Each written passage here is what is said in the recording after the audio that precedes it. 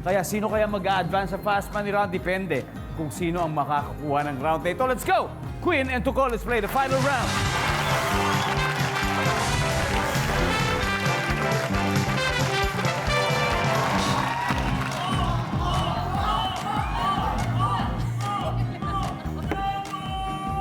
Alright, guys. Top 4 answers are on the board. Here we go. Habang naliligo ka, imagine mo, mapapasigaw ka kung biglang may pumasok na blank.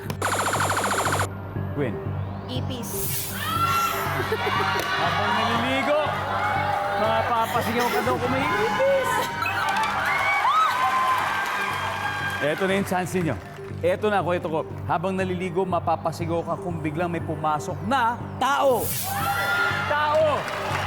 Nandiyan ba ang tao? Pass or play, ito ko. Let's play! Alright, let's do it! Eric, habang naliligo, mapapasigaw ka kung biglang may pumasok na? Daga! Daga na sinlaki ng pusa. Nandiyan ba yan? Survey says. Isa na lang, Kuya Mitoy. Just gotta get this right. Habang naliligo, mapapasigaw ka kung biglang may pumasok na pusa na. Survey says, pusa. Leo, habang naliligo, mapapasigaw ka kung biglang may pumasok na ano for the win. Gagamba! Nandiyan kaya ang gagamba? Kailangan makuha niyo po ito. Kung hindi, mapupunta natin sa kanila.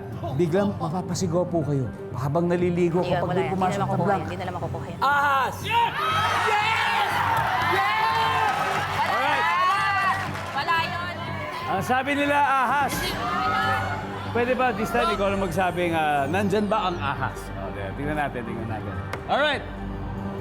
Nandyan ba ang ahas? Services!